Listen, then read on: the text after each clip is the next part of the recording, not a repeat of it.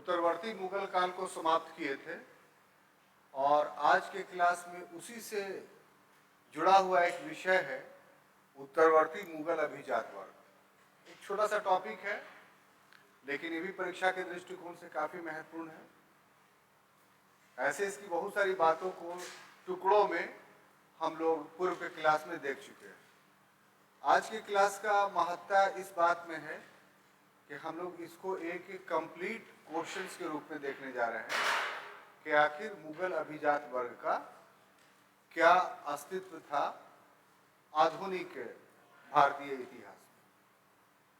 आप लोग जो होमवर्क दिखलाते हैं उसमें जो सिस्टम आप लोगों ने अडॉप्ट किया है कि बिंदुवार चीज़ों को लिखते हैं, तो अब हम क्लास में बताते चलेंगे आपको कि कैसे आप नोट्स बनाएंगे।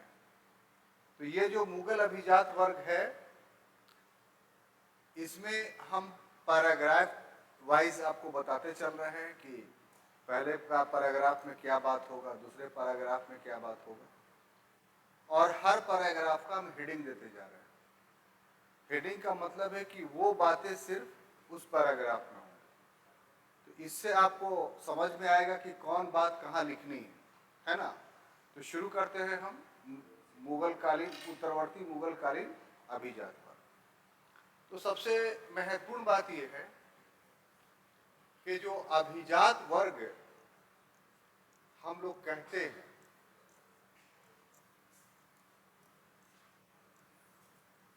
या नोबल क्लास हम लोग नामकरण करते हैं,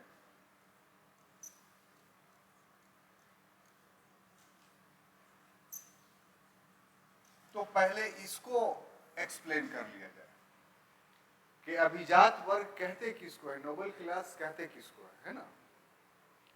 इस परिवेश में, इस कंटेक्स्ट में हम पाते हैं कि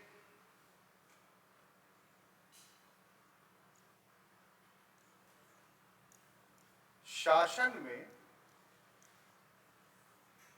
जो अधिकारी होते हैं, जो ऑफिसर्स होता है, यानी आधुनिक काल की हम बात बोल रहे हैं, मॉडर्न पीरियड में, ठीक है। आधुनिक काल में जो अधिकारी होते हैं उसके लिए एक शब्द हम लोग इस्तेमाल करते हैं, जिस शब्द को बोलते हैं नौकरशाह।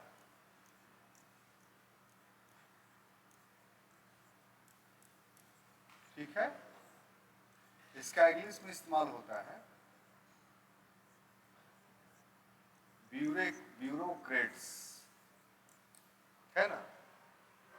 अब अभी जो नौकरशाह शब्द को हम लोग इस्तेमाल कर रहे हैं, ब्यूरोक्रेट शब्द का इस्तेमाल कर रहे हैं, तो इसका अर्थ हम लोग क्या लगाते हैं? इसका अर्थ ये है कि केंद्र सरकार से लेकर के जितने भी आईएएस आईपीएस अफसर हैं, आईएफएस अफसर हैं या एलाइड अफसर हैं, जो सेंट्रल सेक्रेटेरिएट में सरकार के डिफरेंट डिपार्टमेंट्स के secretary, deputy secretary, joint secretary जैसे पदों पे बैठे हुए हैं, या बहुत सारे गवर्नमेंट का ऑर्गेनाइजेशन है जैसे Union Public Service Commission, planning commission, finance commission, या controller and auditor general of India, ये सभी के सभी में अफसर रहते हैं। उसी तरीके से प्रत्येक राज्य का सचिवालय होता है, वहाँ ऑफिसर्स होते हैं। राज्यों में भी बहुत सारे सब ऑर्गेनाइजेशंस होते हैं, उसमें भी ऑफिसर्स होते हैं। सारे डिस्ट्रिक्ट में SP, DM, commissioner, sub division में डीएसपी, एसडीओ, और ब्लॉक में जो है सीओ, बीडीओ, ये एक पूरा हायरार्की होता है, पदसोपान होता है। इन सभी को सम्मिलित रूप से हम लोग क्या बोलते हैं? नौकरशाह, ब्यूरोक्रेट्स। कोई कंफ्यूजन आपको? अब देखिए, इसी ब्यूरोक्रेट्स को, इसी ये जो नौकरशाह शब्द हम लोग आधुनिक काल में इस्तेमाल कर रहे हैं, इसी को मुगल काल में अगर कहें तो जो शब्द इस्तेमाल किया जाता था वो अमीर वर्ग। यहां पर अमीर माने रिच नहीं, डायरेक्ट जो वहां नौकरशाह कहलाता था वो मुगलों के यहाँ अमीर कहलाता था। जैसे वजीर वो भी एक अमीर है, मीर बख्शी वो भी अमीर है, दीवाने समा वो भी अमीर है, बारबख्शा वो भी एक अमीर है। बात समझ आ रही कि नहीं? जैसे आईएएस आईपीएस अफसर यहाँ नौकरशाह या ब्यूरोक्रेट्स कहला रहे थे, तो उसी ढंग से मुगल तो एडमिनिस्ट्रेटिव हायरार्की थी। तो मुगल एडमिनिस्ट्रेटिव हायरार्की में जितने भी चाहे प्रांत के हों, जैसे सूबेदार हों, जुमलेदार हों, मामलतदार हों, तो ये सब ऑफिसर्स थे मुगलों के। तो उन सभी को सम्मिलित रूप से जैसे आधुनिक काल में नौकरशाह कहा जा रहा है, उसी तरीके से मुगल काल में उसको अमीर कहा जाता है। कोई कंफ्यूजन नहीं? अब देखिए, यही अमीर को हम लिख रहे हैं अभिजातवाद।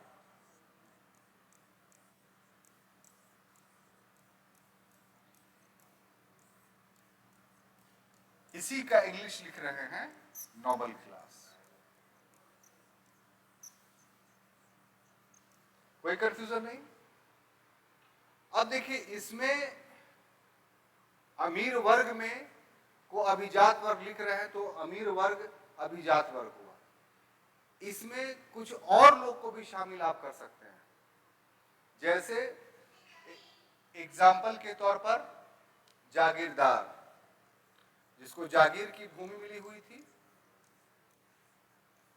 तो जो जागीरदार होता था उसको भी अपने क्षेत्र में लेजिस्लेटिव, एग्जीक्यूटिव और जुडिशियरी पावर था। नहीं बात समझ आ रही है? किसी फिक्स व्यक्ति को किसी फिक्स भूमि का जागीर दे दिया गया कि इस भूमि से आप टैक्स कलेक्ट करके हमको दीजिए। तो उस जागीरदार को भी वहां कार्यपालिका का काम करना पड़ता था, न्यायपालिका का काम करना पड़ता था। वहां के लिए कुछ नियम कानून बनाने पड़ते थे अपने जागीर के लिए, और उसका अमला होता था, यानी कर्मचारी होते थे। उसके बजाबते तौर पे ऑफिस होती थी जिसको कचहरी कहा जाता था।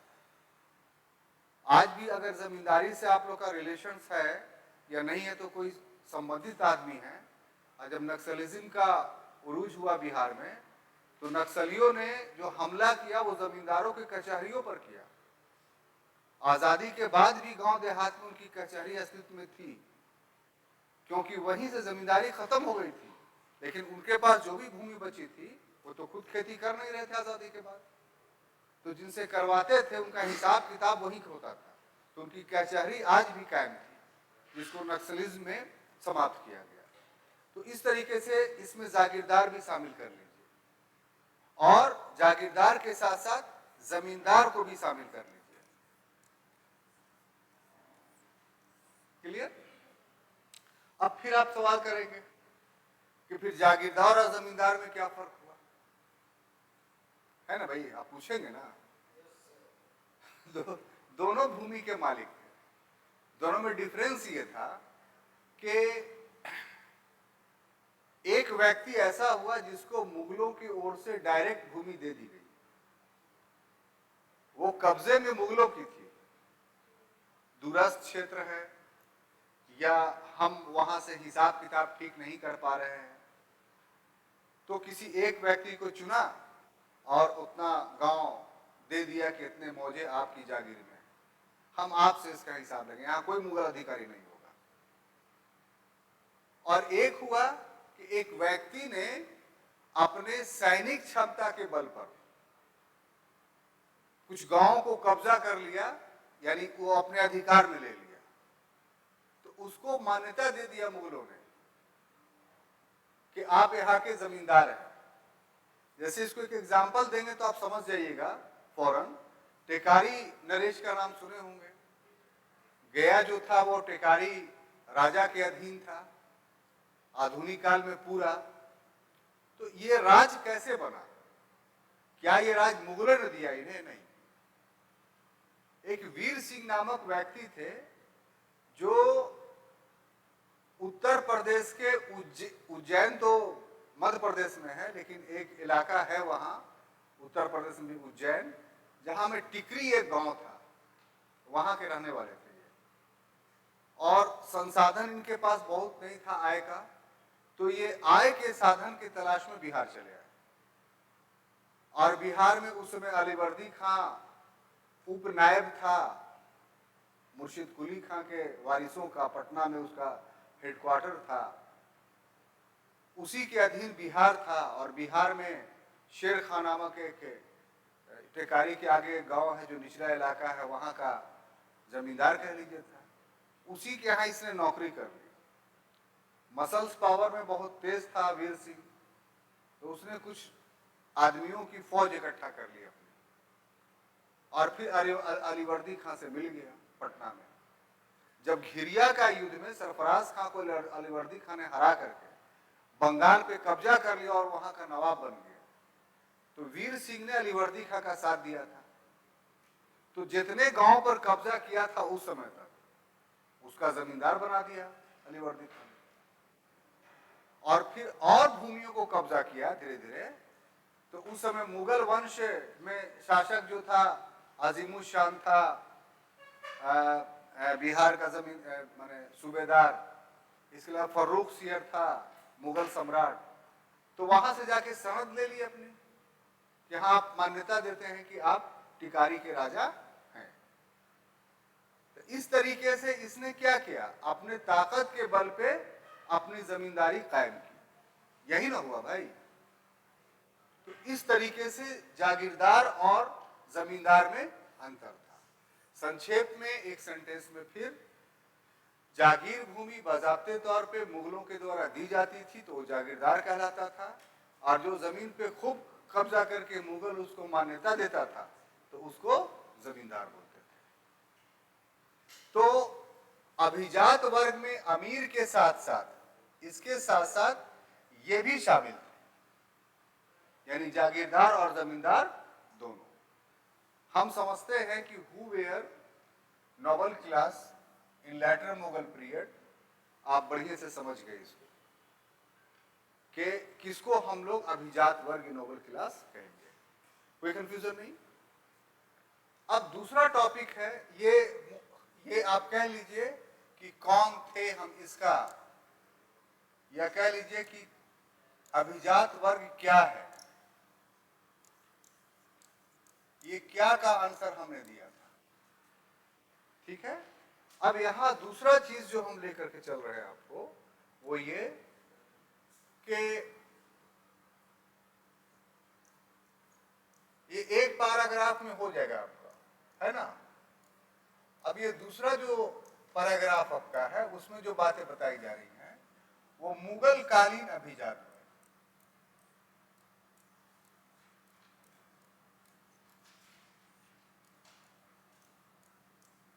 ठीक है। तो जहां तक मुगल कालीन अभिजात वर्ग का प्रश्न है, तो इसका अस्तित्व, अस्तित्व का मतलब क्या है, मौजूदगी। इसका अस्तित्व आरंभ से ही रहा है। आरंभ का मतलब क्या है, आरंभ का मतलब बाबर के समय से। ठीक है।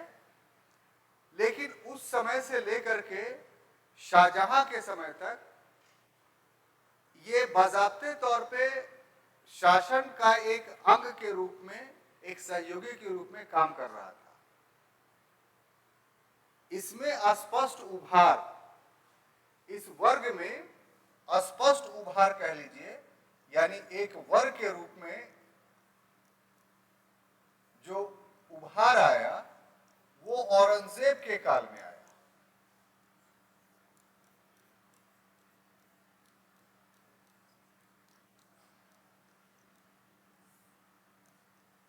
औरंगजेब काल में क्यों आया साहब, तो उत्तराधिकार के युद्ध हमेशा मुगलों के यहां हुआ है, ये हम लोग एक क्लास में देख चुके हैं। लेकिन औरंगजेब कालीन उत्तराधिकार का जो युद्ध था, जिसमें उसने अपने 3 भाइयों को मार करके सत्ता प्राप्त की थी, तो वो पूर्व के उत्तराधिकार के युद्ध से काफी विचित्र था, काफी हटकर था। उसमें सारी मर्यादाएं तोड़ी गई, सारा कानून विध्वंस किया गया, खत्म किया गया, और तब सत्ता पे कब्जा किया गया। और इस दौर में सभी पक्षों ने, चाहे दारा हो, चाहे शुजा हो, चाहे मुराद हो, चाहे औरंगजेब, सबों ने मुगल अभिजात वर्ग को अपने पक्ष में करने का प्रयास किया और ऐसी परिस्थिति में उनकी शक्ति भी बढ़ी इस पीरियड में और उनका महत्व भी बढ़ा। तो शक्ति और महत्व जब बढ़ा, हम फिर बोल रहे हैं आपको, मुगल अभिजात वर्ग, मुगल नोबल क्लास का एग्जिस्टेंस बाबर के समय से था, क्योंकि हम मुगल अभिजात वर्ग को एज ए अमीर आपके सामने प्रस्तुत कर रहे हैं। तो जब एडमिनिस्ट्रेशन है तो अमीर होगा, तो ये हम इनकार नहीं कर सकते कि मुगल अभिजात वर्ग शुरू से नहीं था, शुरू से था, तभी तो मुगल प्रशासन चल रहा था। लेकिन इसमें एक वर्गीय पहचान कि एक वर्ग के रूप में अलग हुआ है और उसमें शक्ति आ गई है और वो विभिन्न ग्रुपों में बंट गया है। ये जो नेचर मुगल अभिजात वर्ग के अंदर आया वो औरंगजेब के काल में आया और इसकी संख्या काफी बढ़ी।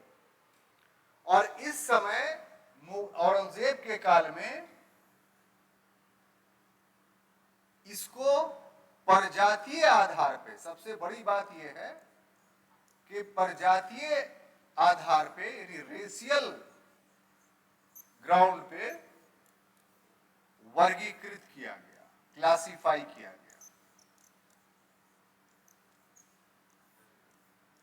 बात समझ में आ रही है? पहले भी लोग थे, लेकिन औरंगजेब के समय में क्या हो गया कि जो भी मुगल अधिकारी था यानी अमीर वर्ग था, वो परजातीय आधार पे मुगल दरबार में अपना अलग अलग ग्रुप बना लिया। क्या बना लिया? ग्रुप। देखिए हम बता रहे हैं। अब यहां पर एक प्रश्न उठता है कि जब हम परजाति कह रहे हैं तो इसको क्लियरिफाई हमको करना होगा, तब मजा आएगा। एक होता है जाति,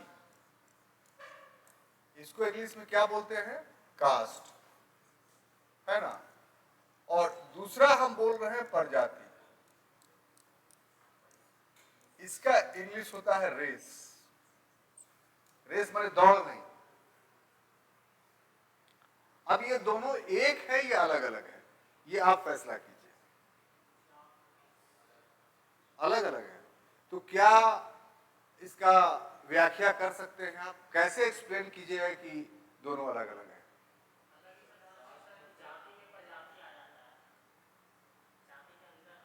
गलत है। हाँ आप बोलिए।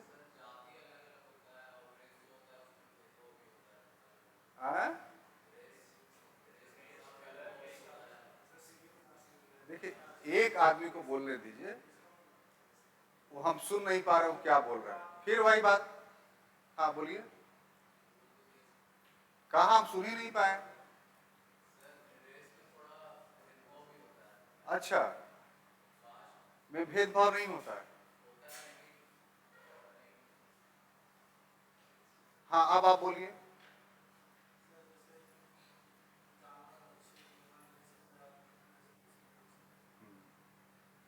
ठीक है, ये माना जा सकता है कि जैसे जानवर है एक रेस है, वैसे ही आदमी एक रेस है, ये एक्सेप्टेबल है, लेकिन इस कंटेक्स्ट में नहीं। और कोई बोलना चाहेंगे? हाँ बोलिए। ये भी कुछ हद तक एक्सेप्टेबल है, लेकिन पूरा व्याख्या नहीं है। नहीं, इसको रिजेक्ट किया जाता है। रेस और प्रजाति और जाति को धर्म से लगाव ही नहीं है। परंपरा को धर्म से कोई लगाव ही नहीं है, संस्कृति को धर्म से कोई ये बड़ा अजब मानसिकता आप लोग पाल के रखे हैं। और दिक्कत इसलिए किसी ने आपको बढ़िया से पढ़ाया नहीं है, सब गुड़ मट्ठा करके रख दिए एकदम विचारों को। चलिए ये अच्छी बात है कि आप मतलब मुकाबला करने के मूड में रहते हैं।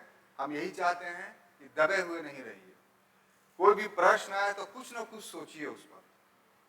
गलत सोचे हैं ये बुराई की बात नहीं है, इसलिए कि जब ज्योग्राफिकल इन्वेंशन हो रहा था तो सबसे पहले इन्वेंट किसने किया?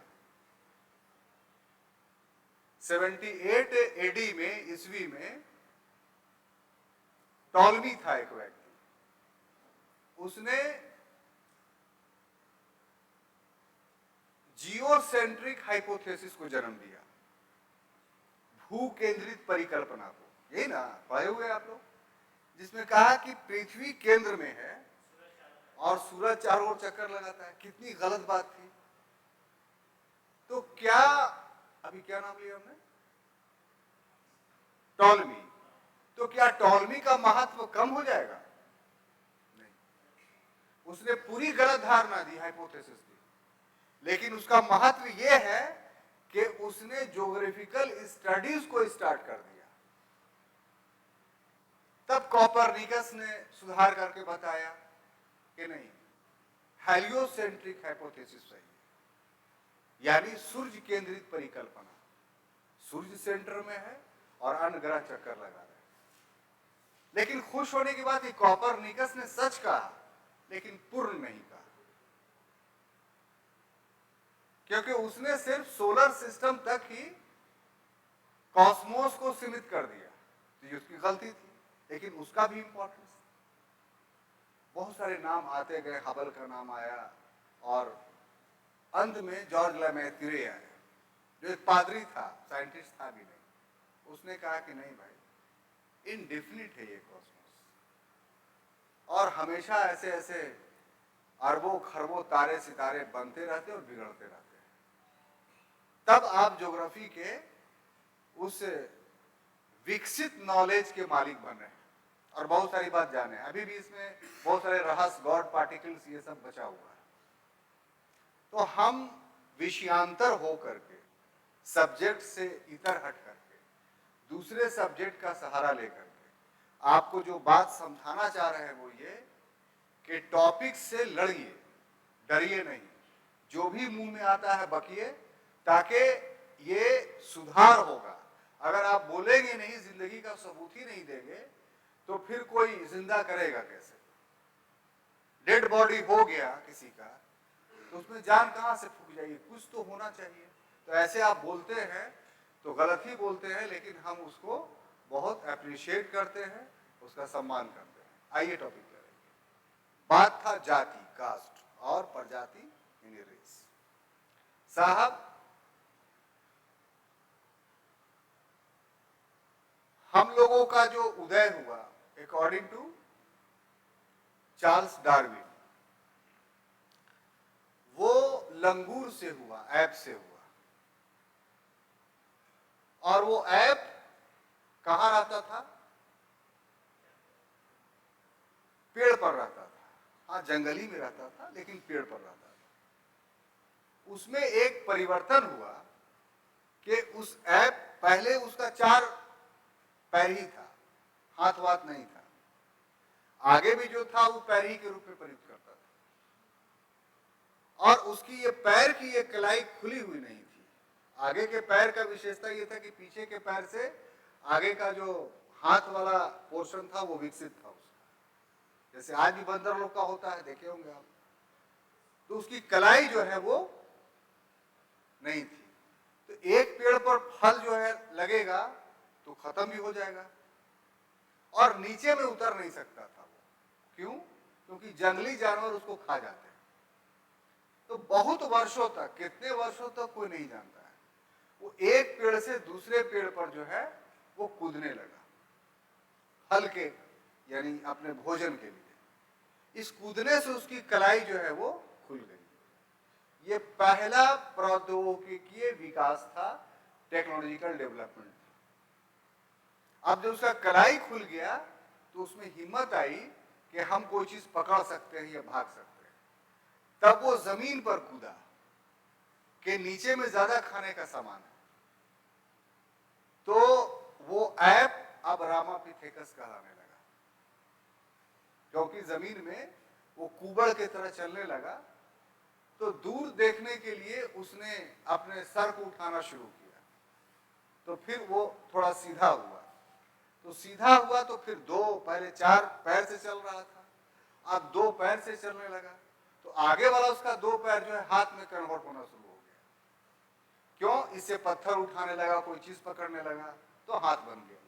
और पीछे उसकी पूंछ थी, वो जब पूरा होमो इरेक्ट्स बन गया, जावा मानव बन गया, तो पूंछ उसके पीछे से टूट गई।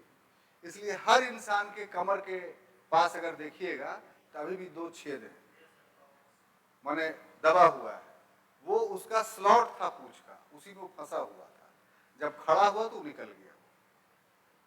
और भी शरीर में बहुत सारे परिवर्तन हुए, जैसे बाल था वो झड़ने लगा, ये धंसा हुआ था वो उभरने लगा, हाँ अपेंडिक्स था वो निष्क्रिय हो गया। चलिए उतना बहस करने की जरूरत नहीं। तो हम ये एग्जाम्पल्स इसलिए दे रहे हैं कि ये आरंभिक एक रेस था जिसको होमो सेपियंस कहा गया। यहां तो पढ़ चुके हैं आप। अब ये होमो सेपियंस का 5 डिवीजन होता है, जिसको भी रेस बोलते हैं, प्रजाति बोलते हैं। जैसे निग्रिटो, जैसे ऑस्ट्रोलाइड, जैसे मंगोलाइड, जैसे मेडिटेरियन। तो इसका जो डिवीजन हुआ है उस मूल रेस का इतने में, वो कैसे हुआ है कि पूरे विश्व में क्लाइमेट एक प्रकार का नहीं था। अब इंसान एक ही से बंदरी से आगे बढ़ा, लेकिन अलग अलग क्लाइमेट में फैल गया। तो उस क्लाइमेट का जो इफेक्ट पड़ा, तो उससे उसके शारीरिक संरचना में परिवर्तन आ गई और वो एक रेस बन गया। जैसे मंगोलिया और चीन के इलाका में जो रहा वो मंगोलाइड हो गया, क्योंकि वो नाटे कद के थे, नाक चपटी थी उनकी। हम लोग इस एरिया में रहे तो हम लोग मेडिटेरियन हो गए। क्योंकि हम लोग का यहाँ जलवायु विषम है, तो इसलिए हम लोग का कॉम्प्लेक्स जो है वो किसके तरह है? गिरगिट वाला है। कभी हम लोग गोरे हो जाते हैं, कभी काले हो जाते हैं। इसलिए यहाँ के लोगों को गेहुआ कहा जाता है ना। अगर ठंडे का मौसम आया, एसी में रह रहे हैं तो गोरा हो गए। हाँ, धूप में दौड़ते चल रहे हैं तो क्या हो गए? काले हो गए। तो चेंज हो रहा है कि नहीं आपका? तो ये जो 4-5 कैटेगरीज मैंने आपको बताया, दीज आर रेस। सिर्फ 5 ही रेस है पूरे धरती पर। अब उस रेस से जो बना, भारतीय कंटेक्स्ट में आ रहे हैं, वो वर्ण बना। तो शुरुआत में जो बना तो 2 वर्ण थे, एक श्वेत वर्ण, एक कृष्ण वर्ण। श्वेत वर्ण में ब्राह्मण थे, क्षत्रिय थे, और कृष्ण वर्ण में वैश्य थे और शूद्र थे। बात समझ में आई? थोड़ा सा समय दीजिए, ताकि आप ये चीज नहीं समझा पाएंगे तो फिर आगे वाली बात ठीक से आपके दिमाग में जाएगी नहीं। तो समय लगे तो लगे, लेकिन टॉपिक ये इससे रिलेटेड नहीं, ये सिर्फ हम आपको ये बता रहे हैं, ठीक है। इसका इससे प्रत्यक्ष कोई संबंध नहीं है, लेकिन शब्द को हम नहीं समझाएंगे तो फिर आपको ये चीज याद ही नहीं होगी। अब एक ये वर्ण बना, वैदिक काल तक ये वर्ण था। क्या था? वर्ण। इसीलिए उससे निकला है वर्णाश्रम व्यवस्था। तो ऋग वैदिक में वर्णाश्रम व्यवस्था अस्पृश्यता पे आधारित नहीं था। शिशु अंगिरास ये कहते हैं कि मैं एक कवि हूं, मेरे पिता वैद्य हैं, मेरी मां आटा पीस के जीविका चलाती है, हम लोग तीनों 3 कर्म करते हैं लेकिन एक ही घर में रहते हैं। यानी वर्ण जो था कार्य पे आधारित था, लेकिन उत्तर वैदिक काल में वर्ण जन्म पे आधारित हो गया। तो वर्ण जैसे ही आपको अच्छा लग रहा है कि नहीं सुनने में? पहले बोलिए तो हम बंद कर देते हैं। तो वर्ण जब जन्म पे आधारित हो गया, तब फिर इसमें परिवर्तन संभव नहीं था। जो ब्राह्मण में पैदा लिया, वहां से उसकी पूरी पुष्ट ब्राह्मण हो गई। जो क्षत्रिय में पैदा लिया, पूरी पुष्ट क्षत्रिय हो गई। तो इस तरीके से उत्तर वैदिक काल में वर्णाश्रम व्यवस्था जटिल हो गई। सूत्र काल आया तो और जटिलता आई। गुप्ता पीरियड में इस पर वर्ण पर बहुत सारे प्रभाव पड़े, जैसे विवाह के प्रभाव पड़े। तो विवाह के 8 रूप हैं, लेकिन उसके 2 रूप से बहुत ज्यादा प्रभावित हुआ। एक रूप था अनुलोम विवाह और दूसरा रूप था प्रतिलोम विवाह। अनुलोम विवाह में पुरुष उच्च जाति का होता था और स्त्री निम्न जाति का होता था। इसको समाज में मान्यता थी। तो अगर इस तरीके से विवाह हुआ तो फिर वहीं से जातियां बननी शुरू हो गई, क्योंकि दोनों तो एक वर्ण के हैं नहीं। एक का वर्ण ब्राह्मण है, दूसरे का वर्ण शूद्र है, स्त्री का। तो बच्चा किसका कहलाएगा? किसी का नहीं कहलाएगा। तो एक जाति बन गई। ब्राह्मण ने क्षत्रिय से विवाह किया, एक जाति बन गई। क्षत्रिय ने वैश्य से विवाह किया, एक जाति बन गई। वैश्य ने शूद्र से विवाह किया, एक जाति बन गई। ये अनुलोम विवाह, ये एक्सेप्टेबल था। तो इससे जो जातियां बनी आज भी समाज में साथ रह रही। लेकिन प्रतिलोम विवाह का मामला जो है, स्त्री उच्च वर्ण की होगी और पुरुष निम्न वर्ग का होगा, और इससे जितने संतान पैदा होंगे वो एक्सेप्टेबल समाज को नहीं था। उसी से भारत में अस्पृश्य जातियों का उदय हुआ। तो जाति इस ढंग से बनी। अब आप बोलिए हम नहीं समझाते, तो आप समझते कि जातियों के उदय में धर्म का कहां हाथ है? जातियों के उदय में तो पूरा अर्थव्यवस्था का हाथ दिखाई पड़ रहा है। समाज का वैवाहिक संस्कार दिखाई पड़ रहा है आपको। रिलीजन ने कहा जातियों के आधार पर बांटा है। इसलिए जाति व्यवस्था धर्म का अंग नहीं है। समझने में दिक्कत होता है कि आप समझ गए इसीलिए हौच पौच हो जाता है। ये समझ गए, प्रजाति समझ गए। बात समझ में आ रही है? यानी प्रजाति अलग है, जाति अलग है। प्रजाति का उदय कैसे हुआ ये मैंने आपको बताया, और जाति का उदय कैसे हुआ ये मैंने आपको बताया। अब मुगल काल के इस औरंगजेब के काल में हम बोल रहे हैं कि ये जो अभिजात वर्ग था वो प्रजातीय आधार पर डिवीजन था, जातीय आधार पर नहीं था। ऐसा नहीं था कि मुसलमानों में जातियां नहीं थी। यहां भी सैयद, पठान, मलिक, शेख, कुजड़ा, जुलाहा, दुनिया सब मिलेगा आपको, जैसे हिंदुओं में मिलता है। लेकिन ये जो डिवीजन था वो जाति डिवीजन नहीं था, ये प्रजाति डिवीजन था। मतलब वर्ल्ड के डिफरेंट क्षेत्रों में जो मुसलमान रह रहे थे वो एक प्रजाति के नहीं रह रहे थे। ईरान से आए तो ईरानी कहलाए, मध्य एशिया से आए तो तुरानी कहलाए, अफगान से आए तो अफगानी कहलाए, मंगोल से आए तो मुगल कहलाए। अब बात समझ में आई? तो प्रजातीय और जातीय का डिफरेंस। अब आप बोलिए कि इसको हम नहीं समझाते ऐसे, तो आपको मजा आता पढ़ाई का? फिर कोई ये नहीं, ये तो बातें किताब में लिखी हुई है, पढ़ लीजिए घर। तो क्लास का इंपॉर्टेंस यही है कि आपके सोचने के सामर्थ्यता में, कैपेसिटी ऑफ थॉट में वृद्धि की जाती है। और जब वहां तक आप पहुंच जाते हैं तो फिर तथ्यों को याद नहीं करना पड़ता है आपको। फैक्ट्स खुद हाथ बांधे खड़े रहते हैं कि आओ हमें बोलो, जहां पर चाहो इस्तेमाल करो। तो अध्ययन का ये लेवल अपने आप को बनाइए, समझिए। ये बनता है साहब इंटरेस्ट से, टॉपिक के लगाव से।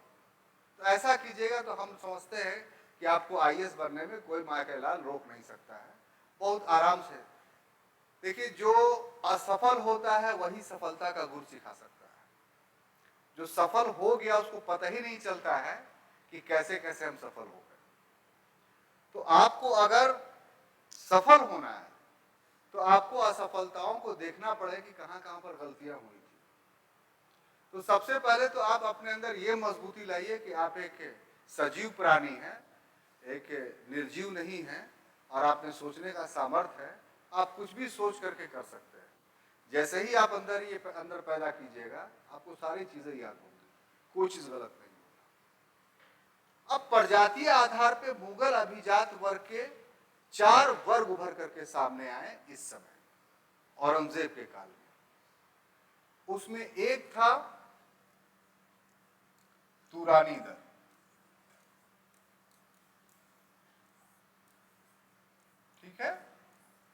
दूसरा था ईरानी दल,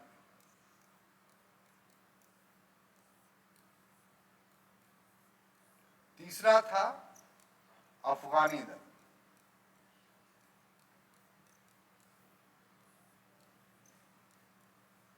और चौथा था हिंदुस्तानी दल।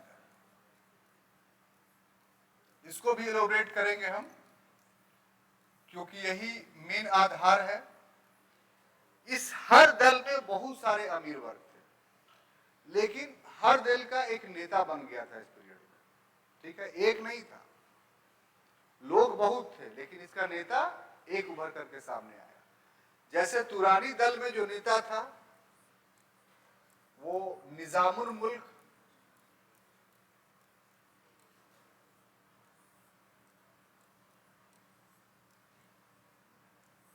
और एक मीर जुमला।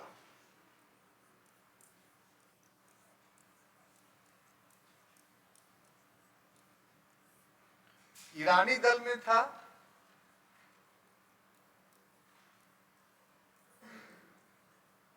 जुल्फिकार खां और उसका बाप था असद खां।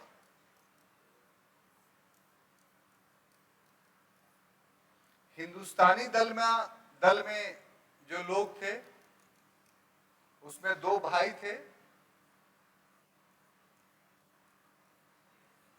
हसन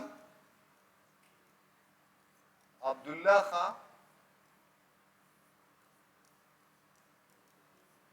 और हुसैन अली खां।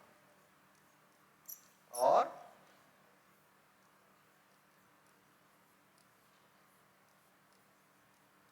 ये दोनों चूंकि सगे भाई थे और सैयद जाति से संबंधित थे, इसलिए इसको सैयद बंधु कहा जाता था।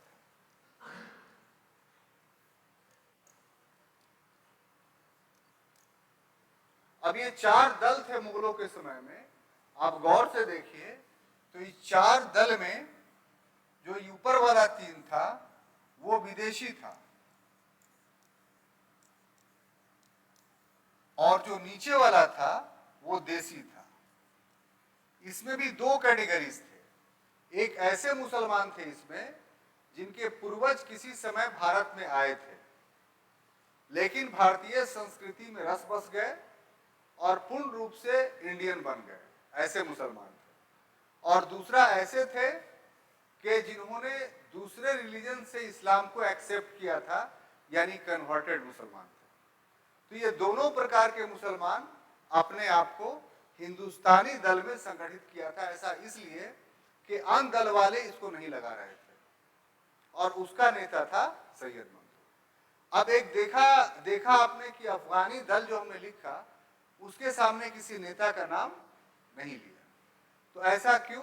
क्योंकि अफगानिस्तान के थे और अफगानियों का नेचर शुरू से रहा है कि वो नेतृत्व किसी का कबूल नहीं करता है आज तक।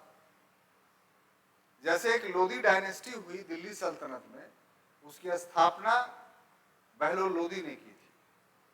बड़ी मुश्किल से स्थापना किया, और जब वो शासक बना तो सुल्तान की उपाधि नहीं धारण की, और जब दरबार लगाता था तो नीचे उसका कोई सिंहासन नहीं होता था, नीचे जमीन पर बैठता था, और उसके अमीर भी उसके साथ बैठते थे। खाना खाता था तो उसके साथ खाता था। मतलब जैसे हम हैं वैसे ही तुम हो। अगर हमसे ऊंचा बनने की कोशिश करोगे तो हम तुम्हें एक्सेप्ट नहीं करेंगे। तो ये अफगानों की, पठानों की ये रक्त में शामिल है कि वो किसी के प्रभुत्व के अंदर नहीं रहते हैं। तो इस कारण दल तो था अफगानियों का, लेकिन उसका कोई नेता उभर करके सामने नहीं आया। अब देखिए, इतनी बात समझ गए। ये दूसरा पैराग्राफ में अभी मुगल अभिजात वर्ग समझाएं कि ये चार वर्गों में संगठित थे। पूरा विवरण ये लिखिएगा। अब देखिए कि हम नक्शा दिखा करके आपको समझाना चाहते हैं कि ये आए कहां कहां से, तो आपको थोड़ा ज्यादा स्पष्ट हो जाएगा।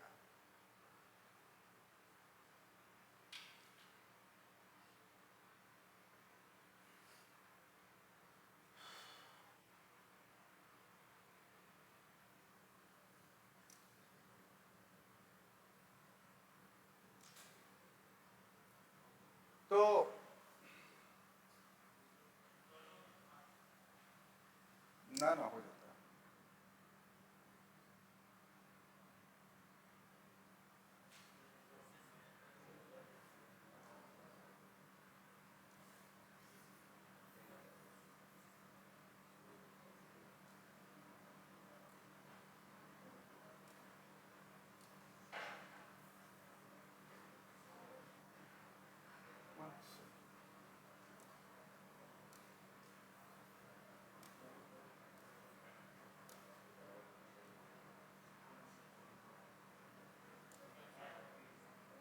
ये है,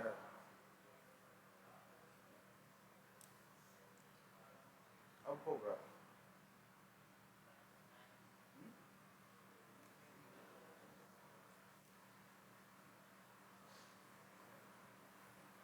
चलिए इसी में समझ जाइए, छोड़िए।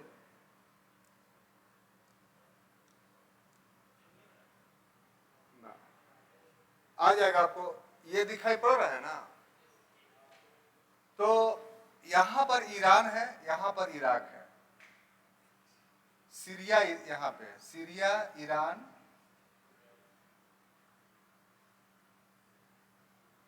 तो अभी का जो ईरान आप देखते हैं, तो उस समय का इराक भी उसमें शामिल था।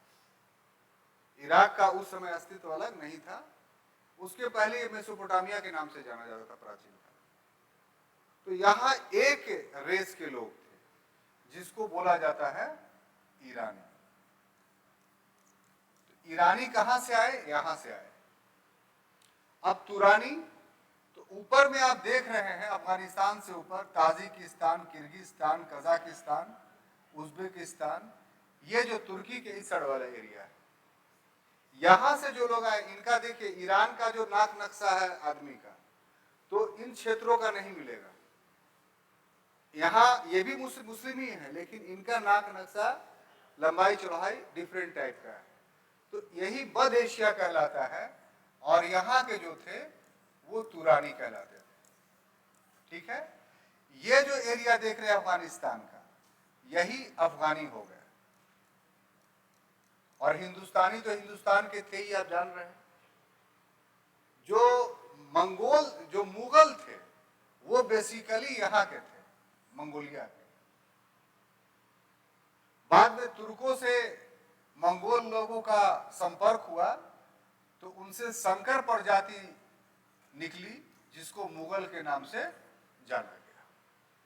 तो जो अभी जिस स्लाइड में हमने आपको बताया, जो बात, यानी तुरानी, ईरानी, अफगानी, वो वर्ल्ड मैप पर कहां से आ रहे हैं ये आप समझ गए, कोई प्रॉब्लम नहीं है।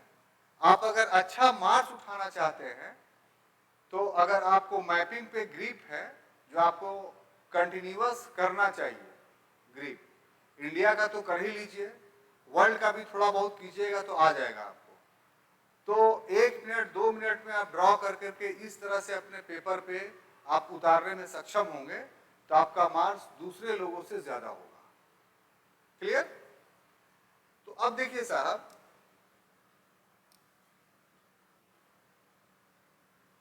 हम अपने मूल बिंदु पे आते हैं, यह आ गया। तो ये हमने अभी तक आपके 2 जो पैराग्राफ है उसका वर्णन किया है। अब तीसरे लिखना है क्या? अब तीसरे पैराग्राफ में हम लोग इन करेंगे, उसमें क्या बातें कहेंगे, तो थोड़ा वेट कर लीजिए, लिख ले तब तक।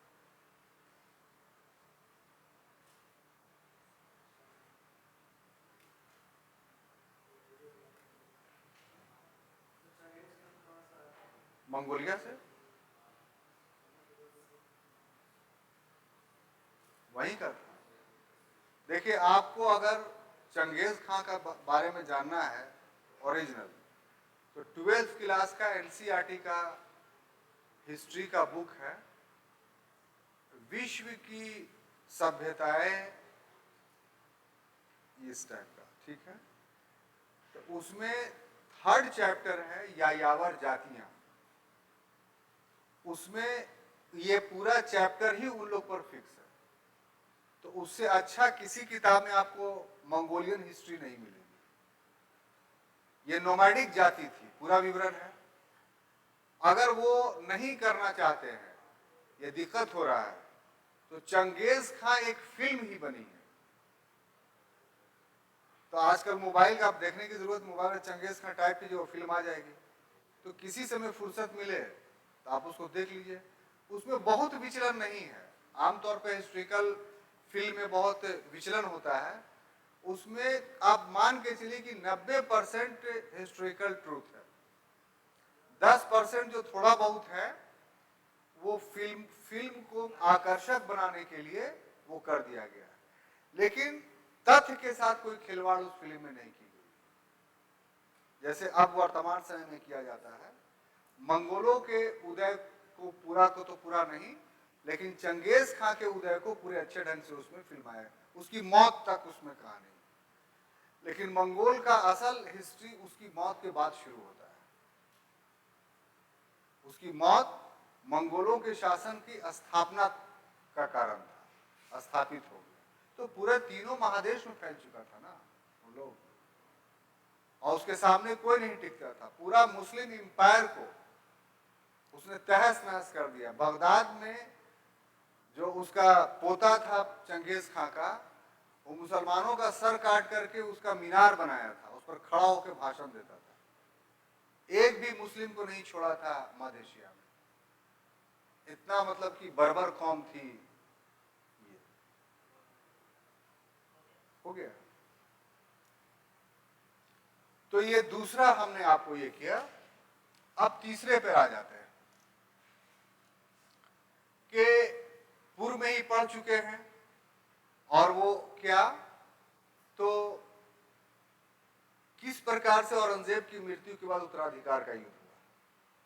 तो यहां पर एक चीज हमने पहले ही बताया था, अब भी बता रहे हैं ताकि तीसरा सेक्शन शुरू करें इस टॉपिक का, कि उत्तराधिकार का युद्ध 6 श्रेष्ठ मुगलों के काल में भी हुआ, लेकिन उस समय अभिजात वर्ग किसी न किसी राजकुमार का समर्थन करता था। प्रत्यक्ष रूप से उत्तराधिकार के युद्ध में वो भाग नहीं लेता था, लेकिन औरंगजेब की मृत्यु के बाद जो उत्तराधिकार का युद्ध हुआ है,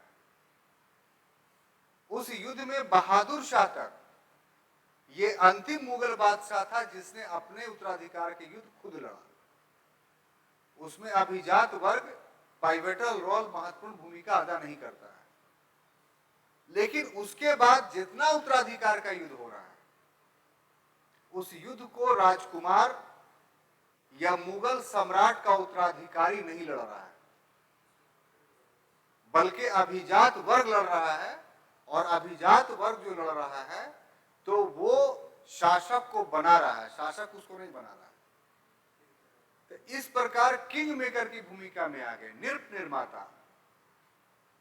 तो ये डिफरेंस था। इसी डिफरेंस के कारण ये टॉपिक अध्ययन का विषय आपका बना है, टॉपिक ऑफ द स्टडी बना है। तो उसमें पहला जो मामला उभर करके सामने आता है, वो बहादुर शाह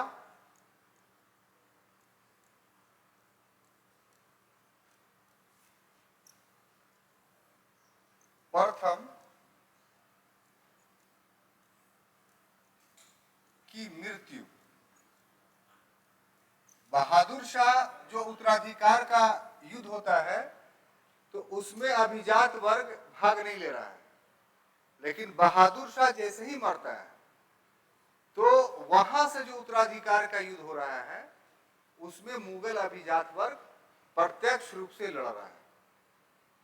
तो इसके मृत्यु के बाद क्या हुआ कि इसके 4 पुत्र थे, ठीक है। इन 4 पुत्रों का नाम आपको पूर्व के क्लास में बता चुके हैं, तो अब आपसे अपेक्षा करते हैं कि आप बारी बारी से बताइए। पहला पुत्र, देख के मत बोलिएगा, जहांदार शाह। दूसरा पुत्र, बोलिए, फिर वही कोई बात हुआ तो पढ़ाई से फायदा चटपुट करने लगे।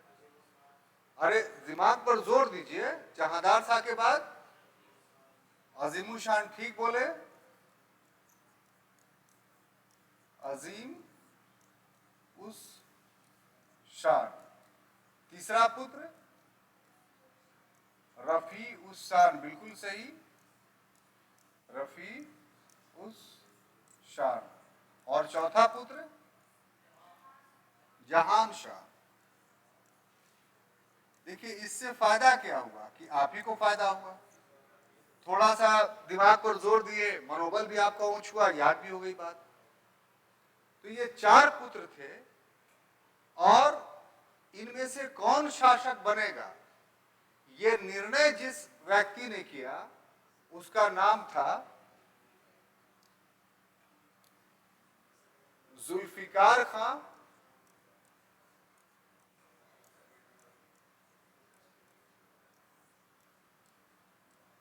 और इसी का पिता था असद खां। ये जुल्फिकार और असद खां कौन थे? अभी बताया आपको, ईरानी दल के थे। अभिजात वर्ग तो सब था बाबू, लेकिन किस दल के थे? ईरानी दल के थे। इन्होंने क्या किया कि प्रत्यक्ष रूप से 3 राजकुमारों की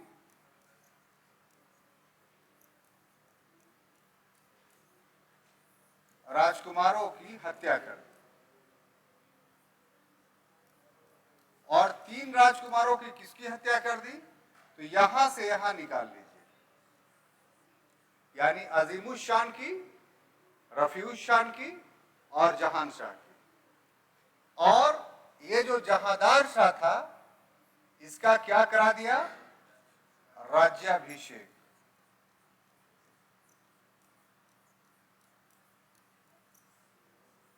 ठीक है, ये घटना कब की है? तो 1712 की है ना। अब राज्याभिषेक के बाद जो काम होता है वो ये कि जो जुल्फिकार खां थे उनको इनाम मिला। इनाम मिला क्या, बल्कि खुद ले लिया।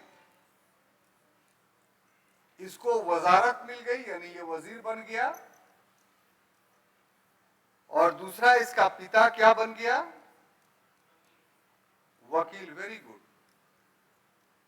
तो इस प्रकार से ये पहला अवसर था कि जिसमें मुगल अभिजात वर्ग ने नृप निर्माता की भूमिका निभाई। जो मुगल राजकुमार थे वो कुछ नहीं कर पाए। तो ये तीसरा पैराग्राफ हुआ आपका, ठीक है, कोई प्रॉब्लम नहीं इसमें। अब चौथा लीजिए कि साहब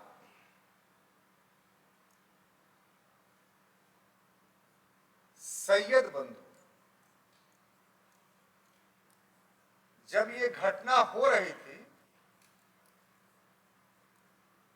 सैयद बंधु की भूमिका, ये सब हेडिंग आप मत लिखिएगा, ये आपके लिए कि पैराग्राफ चेंज करेंगे आप, तो इसीलिए अपनी तरफ से बना रहे हैं।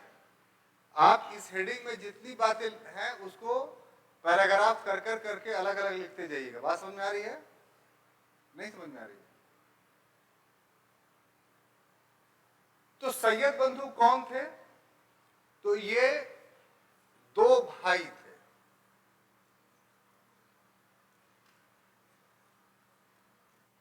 और ये अबुल फराह के वंशज थे।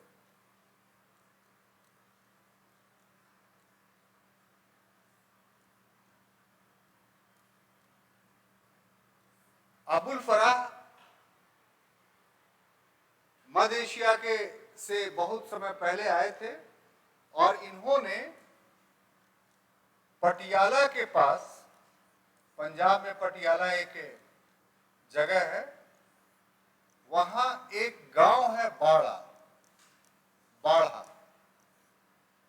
यहां इन्होंने निवास ग्रहण किया, यानी अस्थायी रूप से बस गए। और उसी के वंशज थे ये 2 भाई। तो अब देखा जाए कि ये 2 भाई कौन लोग थे भाई? तो 2 भाई में सबसे बड़ा जो भाई था उसका नाम था सैयद हसन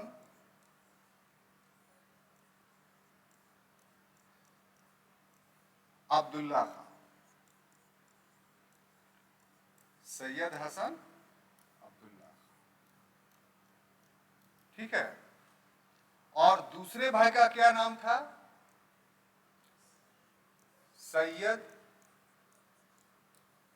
हुसैन अली खां।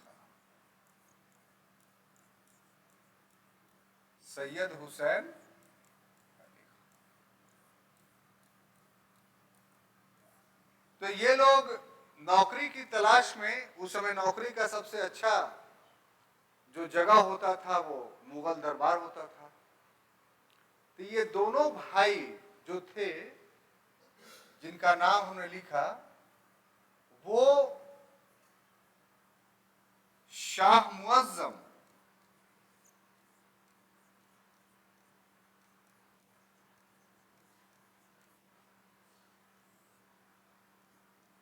के उत्तराधिकार युद्ध में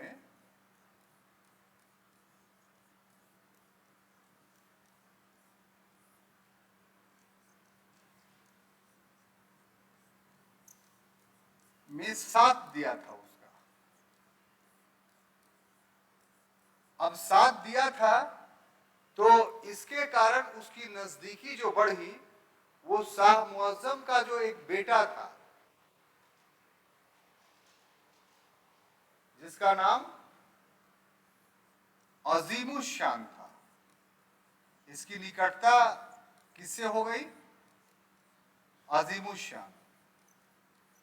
अभी पढ़ा ना, अजीमुशान रफीउशान। तो अजीमुशान से बढ़ी और अजीमुशान सूबेदार था। कहां का? बंगाल का। उस समय बंगाल अगर हम कहेंगे तो इसका अर्थ बिहार भी हो जाएगा। तो कोई दिक्कत नहीं हो रहा समझने में आपको? यानी बंगाल, बिहार, उड़ीसा, पूरे एरिया का अजीमुशान सूबेदार था। तो इसी अजीमुशान ने इन दो भाइयों को पद दिया था। तो जो बड़ा भाई था अब्दुल्ला खां, इसको इसने ईरो दे दिया तो समझ में आ जाएगा ना। तो सैयद हसन अब्दुल्ला खां को इलाहाबाद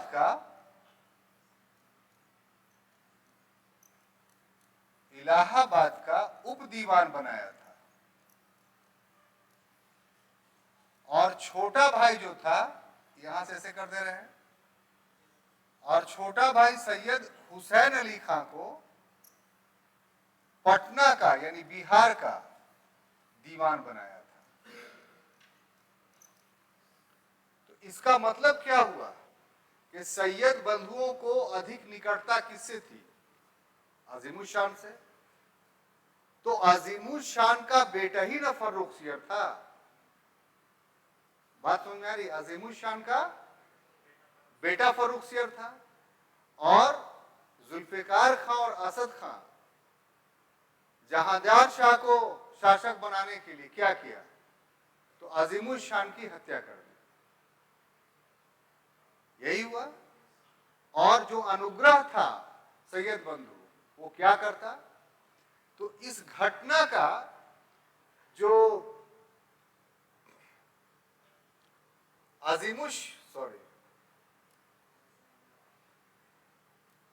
अजीमुशान की जो हत्या हुई,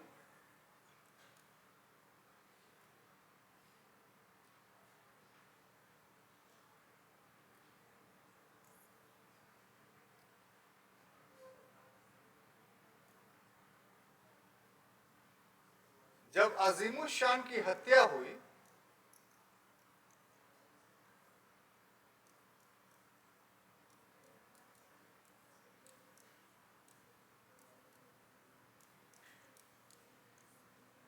तो उसके पुत्र फर्रुखसियर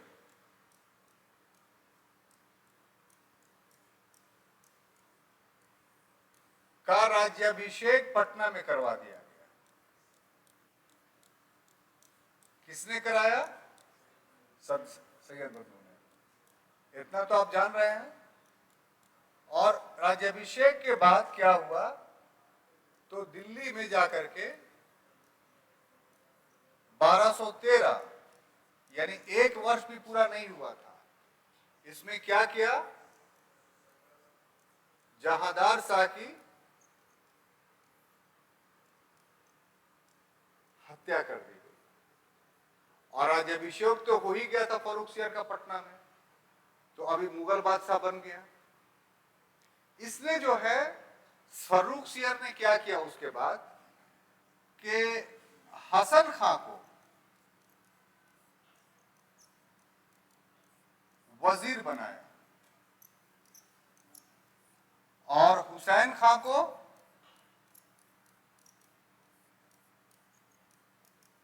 मीर बख्शी का पद दिया, यानी एक को प्रधानमंत्री बना दिया और दूसरे भाई को सैन्य मंत्री बनाया। ये जो फर्रुखसियर का निर्णय था, इस पर समकालीन इतिहासकार है खफी खां, जिसके बारे में हम पूर्व में भी आपको बता चुके हैं। इसने समकालीन एक पुस्तक लिखी जिसका नाम मुंतखबुल लुबाब था। उसमें ये कहता है कि फर्रुखसियर के जीवन की ये सबसे बड़ी गलती थी कि उसने दोनों भाइयों को विजारत और मीरबख्शी का पद दे दिया। ऐसा खफी खां क्यों कहता है? उसके पीछे कारण था कि मुगल अभिजात वर्ग के जो तीनों वर्ग थे, यानी ईरानी, तुरानी और अफगानी, इनमें उसके अनुसार नेशनलिज्म नहीं पाया जाता था और हिंदुस्तानी दल में नेशनलिज्म पाया जा रहा था। मतलब ये कि जो हिंदुस्तानी दल के सैयद बंधु थे, वो मुगलों को या अन्य 3 दलों को विदेशी मानते थे और इनमें सेमी नेशनलिज्म की भावना पाई जा रही थी। वो देखा होगा कुछ, तभी बोला। तो इतना ऊंचा पद दे देना, इसका परिणाम मुगलों के लिए बुरा होता, ये खफी खां का कहना है। क्योंकि सैयद बंधु क्या करते कि मुगलों को कमजोर करके और अपनी सत्ता स्थापित कर लेते। तो इसी वजह से खफी खां ने कहा कि ये जो निर्णय है फर्रुखसियर का कि बड़े भाई हसन अब्दुल्ला खां को वजीर बना दिया और हुसैन अली खां को मीर बख्शी, ये सही नहीं। तो खैर, इस प्रकार से सैयद बंधुओं ने अपने निगरानी में दूसरी बार जो है उत्तराधिकार के युद्ध के माध्यम से अगला शासक बनाया। तो ये आपका कितना पैराग्राफ हुआ? चौथा ना। आप 5वें पैराग्राफ में क्या लिखेंगे उसका अलग हेडिंग देंगे, पर इस कंप्लीट कीजिए। है भूमिका फिर से समझा रहे हैं। ये 2 भाई का नाम है सैयद बंधु। उसके जो पूर्वज थे जिनसे इनका रिश्ता जोड़ा जा सकता है इंडिया में, उनका नाम अबुल, ये पिता का नाम नहीं है, पूर्वज जहां से इनका भारत में वंश कर्म चलता है, वो अबुल फरह थे। ये मध्य एशिया से आके पटियाला में बस गए थे, वहां का बाड़ा एक गांव था।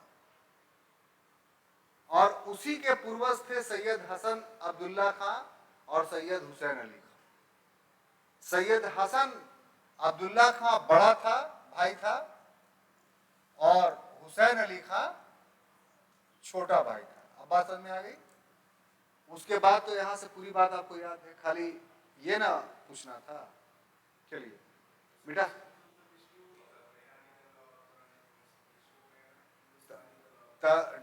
डिस्प्यूटी की वजह से तो ये सब तो हो रहा है।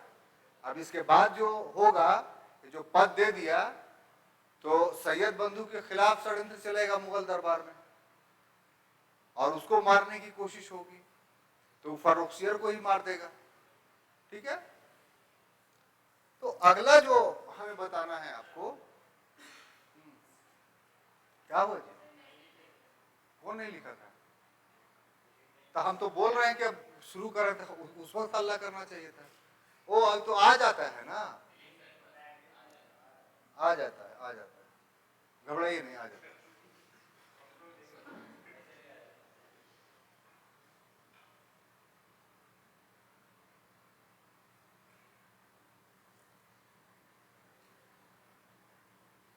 प्यार से पढ़ने से थकान भी नहीं होता है, और प्यार से स्टडी करने से भी थकान नहीं होता है। सॉरी, प्यार से पढ़ाने से भी थकान नहीं होता है, और प्यार से पढ़ने से भी थकान नहीं होता। और जबरदस्ती अगर दोनों काम कीजिए ना तो आदमी थक जाता है।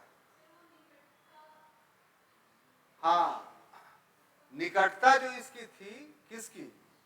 सैयद बंधुओं की, वो अजीमुल शान से थी।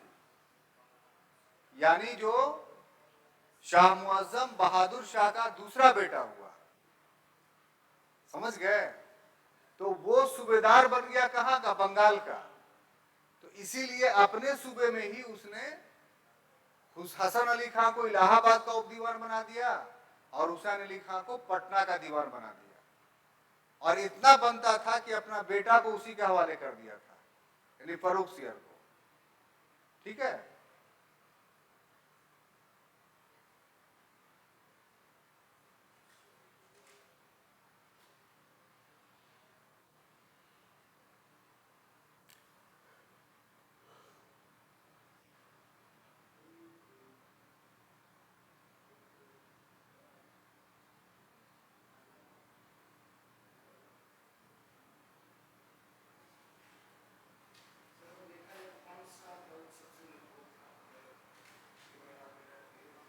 तो तुरानी दल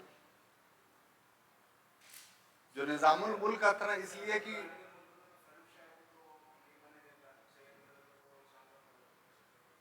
नहीं तो इस समय जो तुरानी दल के नेता थे वो एक्टिव नहीं थे, उनकी स्थिति थोड़ी मजबूत नहीं थी। लेकिन इन होल अगर देखिए पूरे मुगलों में तो तुरानी दल, और सत्ता स्थापित करने में ईरानी दल। जैसे एग्जाम्पल, बंगाल का नवाब शिया, अवध का नवाब शिया, सुन्नियों में सिर्फ जो था निजाम था, यानी हैदराबाद का। बाकी अधिकांश जो है, आप इधर जाइए, जमींदारी भी यूपी में शियाओं के पास बहुत है। बिहार में आप देखिए तो सासाराम के पास जाइएगा, तो हम तो बहुत घूमे हैं तो देखा कि वहां शियाओं की जमींदारी है। तो इन लोग जो है वो मतलब कि बहुत पावरफुल थे।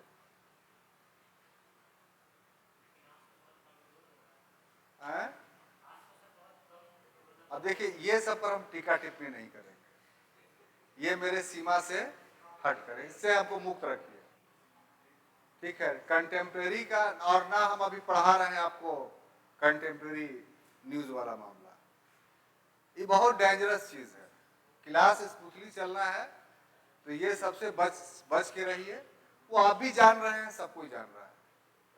क्या जरूरी है शोलों को हवा दी जाए, जिनको जलना है वो फूलों से ही जल जाते हैं। तो क्या जरूरत है सब बात करने की? हम नहीं करते हैं सब बात, कहीं भी नहीं। रिकॉर्डिंग की बात, रिकॉर्डिंग बहुत सारी बात आपसे करते हैं, इस मुद्दे पर भी कर सकते हैं हम। मेरा जो व्यू है उसको हम डरते नहीं है, लेकिन ये क्लास है कंपटीशंस का, ये राजनीति का कोई अखाड़ा नहीं है। आपका पूरा क्वेश्चन जो है पॉलिटिकली है, तो उसको हम क्लास में क्यों डिस्कस करें? वो हमारा दायित्व नहीं है। हमारा दायित्व जो टॉपिक आपको दिया गया है उसको सिस्टम से समझा देना। हाँ, इसमें कुछ प्रश्न है तो पूछ सकते हैं। बढ़े आगे। खफी खां कंटेम्प्रेरी राइटर था। औरंगजेब के पीरियड की सबसे अच्छी बुक, प्रमाणिक बुक जिसने लिखी है वो ये था। इसमें डिफरेंस ये है कि मुगलों के दरबार में इतिहासकार बैठे रहते थे, जैसे अबुल फजल, बड़ी बड़ी किताबें लिखी, लेकिन जितने थे वो सब चापलूस थे, शासक के खिलाफ नहीं लिख पाते थे। लेकिन एकमात्र राइटर, एकमात्र नहीं, दो राइटर ऐसा है जिसने शासक से आंख मिला करके उसके खिलाफ लिखा है। एक अब्दुल कादिर बदायूनी, जिसने मुंतखबुल तवारीख लिखा, अब वो अकबर कालीन था, और दूसरा खफी खां जिसने मुंतखबुल लुबाब लिखा, और ये औरंगजेब कालीन था। तो औरंगजेब की आलोचनात्मक व्याख्या जो की है वो खफी खां ने की है अपनी किताब मुंतखबुल लुबाब में। यही वजह है कि ऑब्जेक्टिवली ये दोनों क्वेश्चन बहुत सारे परीक्षाओं में आता है। तो आप अगर क्लास में इस तरह से 5 बार 10 बार इस नाम को दोहरा लीजिएगा तो ऐसे ही आपको याद हो जाएगा, बहुत टेंशन लेने की जरूरत नहीं है। पूरी बात समझ में आ गई? अरे क्या बात बोल रहे हैं, जो नवरत्न था अकबर का, नवरत्न में सब का सब नवरत्न उससे सुपर था, जो चाहता था वो बोल देता था। सबसे ज्यादा तो बीरबल था, बीरबल से जो है बादशाह जो है वो डरता रहता था कि किस वक्त कहाँ बेइज्जत कर देगा हमको। और बड़ी बात यह है कि इनकी परामर्श को अकबर इग्नोर नहीं कर सकता था, न तो बुरा मानने की बात थी, जो बोल दिया उसको होना है। तो अच्छे परामर्शदाता का सम्मान जो करता है उसका शासन बहुत अस्थायी होता है, उसको दिक्कत नहीं होता है। हर आदमी है गलती कर सकता है, बादशाह भी गलती कर सकता है, लेकिन मंत्रणा से अगर काम करता है, एडवाइस से अगर काम करता है, तो फिर उसमें गलती की संभावना कम हो जाती है। ऐसा नहीं कि वो उसमें भी गलती नहीं होगा। तो अकबर पूरा प्रमोट करता था कि हमारे निर्णयों पे आलोचना, निरंकुश था, एब्सोल्यूट पावर था उसके पास, लेकिन उसका एब्सोल्यूटिज्म जो था वो जनहित में था, पब्लिक वेलफेयर में था। वो पब्लिक को तंग करने के लिए निरंकुशता का पालन नहीं करता था। जहां पर उसको लगा कि मेरा अधिकारी ही जो है वो पब्लिक के खिलाफ काम, जैसे अधम खां, अधम खां की मां का दूध पिया था ना अकबर ने, लेकिन अधम खां जब बलात्कार किया दरबार के औरतों के साथ, तो क्या किया अकबर ने, उसको बड़ी बुरी तरीके से मारा, पानी में डुबा डुबा के मारा, नहीं मारा तो उसको घसीट करके 3 तल्ले पर ले गया अपने महल में, और वहां से फेंक दिया अपने हाथों से। तड़प तड़प के जब मर रहा था तो बोला इसे और आराम से मार दो ताकि ये जीवित ना बचे। और उसके बाद उसकी माँ जो है देखती रही, बेटे की गलती थी, कुछ बोल नहीं पाई, और 40 दिन के बाद उसकी माँ भी मर गई। बड़े शान से उसको कब्र में उतारा था अकबर ने। तो निरंकुशता यहां पर वो अडोप्ट करता था, निरंकुशता वेलफेयर का जहां तक मामला था वहां पर नहीं। तो चलिए आगे बढ़ते हैं। अब दूसरा माने 4 सेक्शंस हो गया, 5वां सेक्शंस में हेडिंग बना देते हैं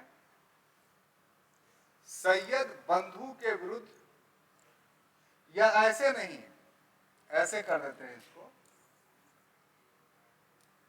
फर्रुख सियर की हत्या, फर्रुख सियर की हत्या। ये हेडिंग बनाइएगा मत आप, ये सिर्फ आपको पैराग्राफ चेंज करने के लिए हम बनाते हुए चल रहे हैं। अब क्या हुआ साहब, तो ये हिंदुस्तानी दल का था, तो जो दूसरा दल था यानी तुरानी दल,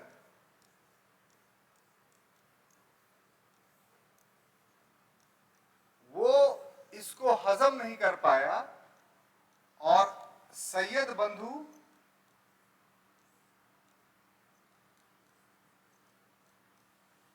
के खिलाफ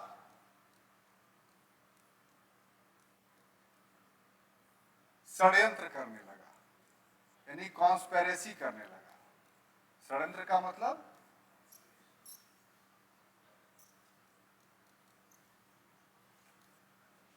और इस कॉन्स्पिरेसी में जो तुरानी दल के एक व्यक्ति था जिसका नाम मीर जुमला था,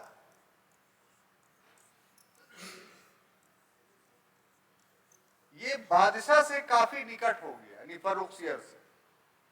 और निकटता के पीछे वजह था हनी ट्रैप, क्योंकि 31 साल का नौजवान बादशाह था, उसे कोई अनुभव नहीं था, अनुभवहीन था। तो भोग विलास में इसने लिप्त कर दिया उसे, और मीर जुमला ही वास्तविक कर्ता धर्ता हो गया दरबार का।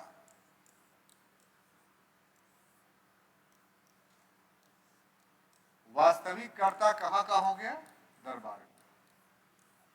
फर्रुखसियर ने बाज़ाब्ते तौर पे ऐलान कर दिया था कि मीर जुमला के हस्ताक्षर जो है, जो वो साइन करता है किसी भी कागज पर, तो उसको फर्रुखसियर का हस्ताक्षर समझा जाए, ये ऑर्डर निकाल दिया था।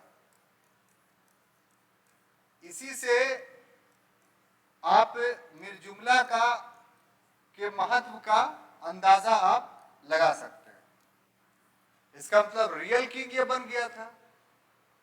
और एक दूसरी साजिश ये की, कॉन्स्पिरेसी, के जो छोटा भाई था हुसैन अली खां,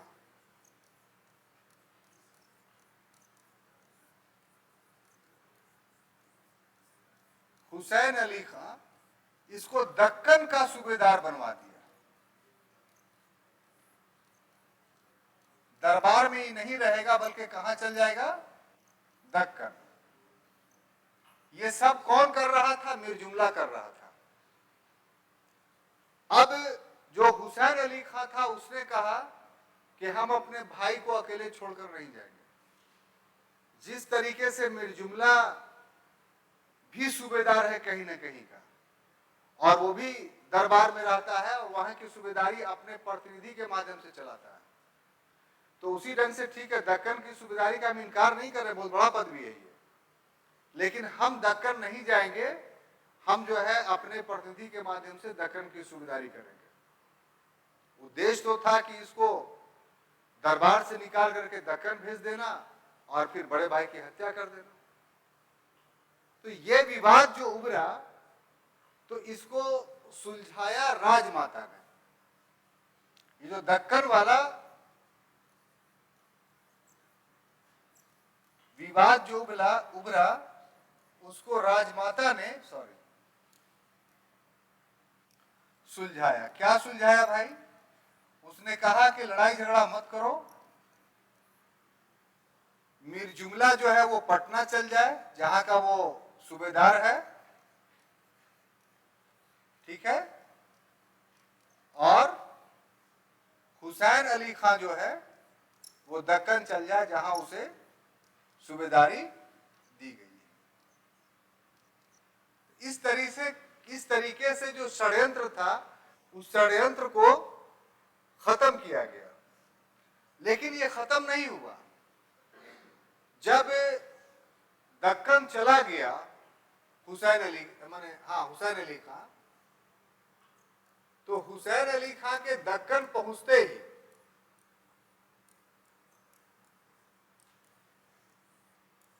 जो शाहू था उसको भड़काया गया। बजाते फर्रुखसियर ने भड़काया। किसने? फर्रुखसियर ने भड़काया। किस बात पर? कि शाहू जो वहां है वो हुसैन अली शाह की बात ना माने।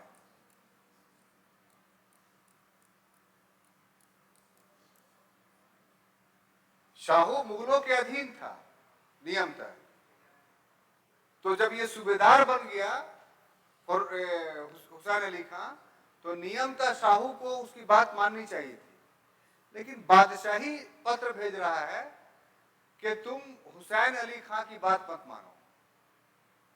तो शाहू को समझ में आ गया कि मामला गड़बड़ है। तो इसने बात बता दी हुसैन अली खां को कि हमें आपसे झगड़ा नहीं है, लेकिन मुख्य राजा की तरफ से यह आदेश आया है कि आपकी बात नहीं मानी जाए। तब सोचिए कितना गुस्सा होगा। तो ऐसी परिस्थिति में शाहू प्लस हुसैन अली खां के मध्य एक समझौता होता है, और समझौता में यह बात कही जाती है कि पहला चौथ प्लस सरदेशमुखी का अधिकार हम आपको दे देंगे। बदले में आप हमें 15,000 सैनिक से सहायता कीजिए। यानी हुसैन अली खान ने साहू से कहा कि आपका तो बहुत अवेटेड डिमांड था ये, कि जो हमारे पूर्वज शिवाजी चौथ और सरदेशमुखी वो सुलह करते थे मराठवाड़ा को, जिसको औरंगजेब ने बंद कर दिया था, तो उस पर मेरा पुश्तैनी अधिकार हमें दे दिया जाए। तो आपको हम देते हैं, तो जिसको पुश्तैनी अधिकार वो कितना खुश होगा। बदले में आप कुछ मत कीजिए, हमें 15,000 सेना की मदद दीजिए। चूंकि तुरानी दल के अतिरिक्त इस दल के अतिरिक्त दरबार में तुरानी दल के अतिरिक्त ईरानी, हिंदुस्तानी, अफगानी सब थे, तो हो सकता है कि वो एक हो जाते तो हमारी सेना कम पड़ जाएगी। तो इसलिए हमारी अपनी जो सेना है उसको एक सहायक सेना की जरूरत है। आप 15,000 दे दीजिए, हम निपट लेंगे वहां, और निपट लेंगे तो दूसरा बादशाह बनाएंगे, उससे आपको सनद दिलवा देंगे। तो इसलिए सनद फर्रुखसियर नहीं देगा चौथ सरदेशमुखी का, ये भी ऑब्जेक्टिव क्वेश्चन है।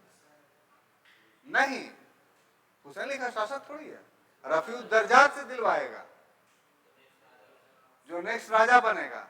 तो टेक्निकली बात है, समझ के चलिए, ठीक है। पता नहीं अगर में क्वेश्चन कैसा आता है, देखते हैं सब क्वेश्चन रहता है कि नहीं, हम तो सेट करते नहीं है।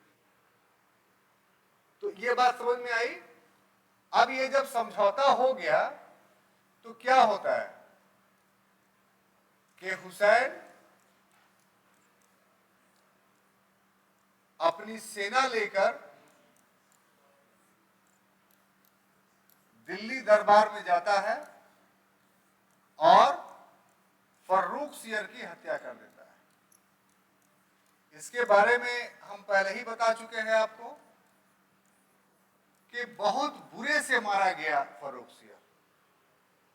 इधर हुसैन अली खान की फौज तो थी, उसका बड़ा भाई हसन अली खान दरबार में विभिन्न गुटों को मिलाकर के अपना अलग सेना बना रखा था, तो कोई रेसिस्टेंस हुसैन अली खान को हुआ ही नहीं, क्योंकि दिल्ली की सेना पहले ही इसकी समर्थक बन चुकी थी।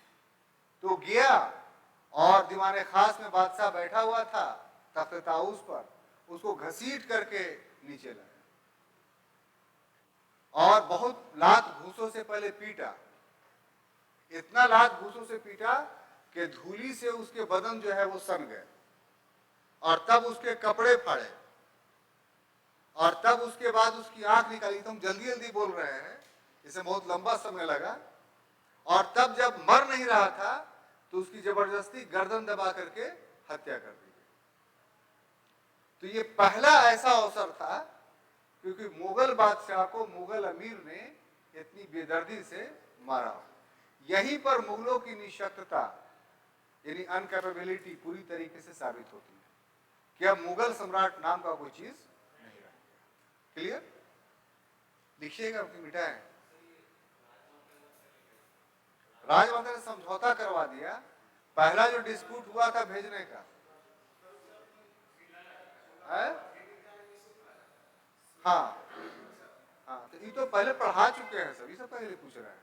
ये दूसरा टॉपिक है, ये पूरे चैप्टर के रूप में आपको पढ़ा रहे हैं।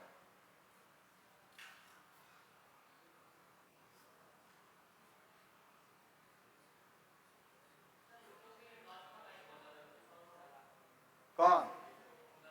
मलिकाए जानी, लिखिए। हो गया, लिखिए ना, मल्लिकाए जानी लिख दें, बोर्ड पर लिख दूं?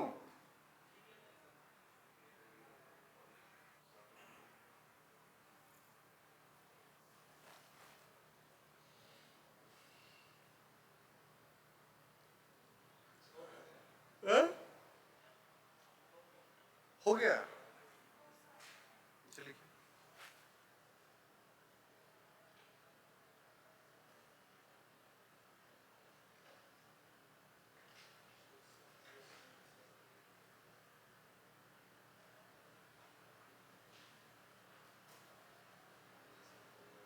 एक भी ऐसी चलता है ना तो माहौल ठीक रहता है। ये लगता है बनेगा नहीं है, लगता है इससे आप लोगों को ज्यादा फायदा था। इससे बाहर में इतना हालत खराब है। पढ़ाई अच्छी होती है तो ऐसा क्या बात बोल रहे हैं? ना नहीं, ये आपकी बात को नहीं माना जा सकता है। अगर कमरा में पूरा उमस हो, भरा हुआ हो, पूरा गर्मी लगे, तो हम जो पढ़ा रहे हैं वो आपको समझ में आ जाएगा जी। तब इसलिए ये आपका पूरा पूरा गलत चीज है। हम लग्जरियस चीज इस्तेमाल करने के पक्षपाती नहीं है, लेकिन इसका मतलब ये भी नहीं कि जहां पर फायदा हो रहा हो फायदा न लिया जाए। हो गया तो बोलती नहीं है, हम बैठे हुए से। अब देखिए अगला है जो लास्ट हम लोगों का होगा, मतलब पैराग्राफ, वो होगा सैयद बंधुओं का अंत। सैयद बंधु का, तो फर्रुख सियर की हत्या के बाद यह स्पष्ट हो गया कि सैयद बंधु मुगलों में वास्तविक निर्माता है, किंग मेकर है। और उसके बाद लगातार रफी उद दर्जात,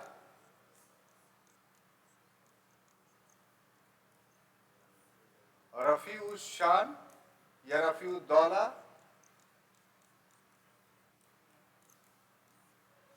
और मोहम्मद शाह, बारी बारी से उसने ये 1719 ईस्वी में ही तीन को गद्दी पर बैठाया। लेकिन ये सिर्फ 19 में तीन ही नहीं बैठे हैं, दो का राज्याभिषेक आगरा में भी हुआ है जिसे बहुत लोग नहीं जानते। वो एक था निकुसियर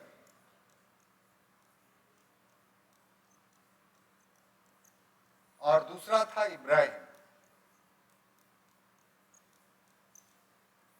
ये दोनों ने स्वयं को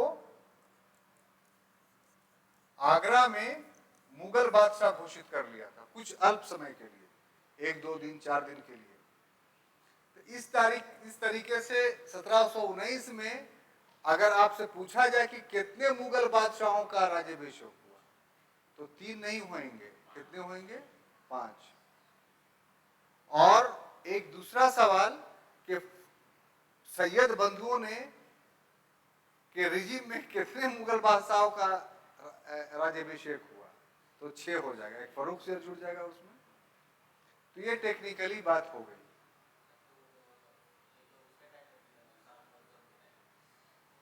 नहीं तो उस समय शाह मुअज्जम के समय बादशाह बनाने में इसकी भूमिका ही न थी। तो शुरू में भाई हाँ हम आपको बता दिया कि साथ देना अलग हुआ, बनाना अलग हुआ। टाइम पीरियड 12 से ऐड होता है इसका, निर्माता का 11 से नहीं होता, 10 से नहीं होता, 12 से 20 हम लोग बोलते हैं। अब मोहम्मद शाह के समय में जो तुरानी दल था वो सक्रिय हो गया, और उसमें कौन? निजामुल मुल्क।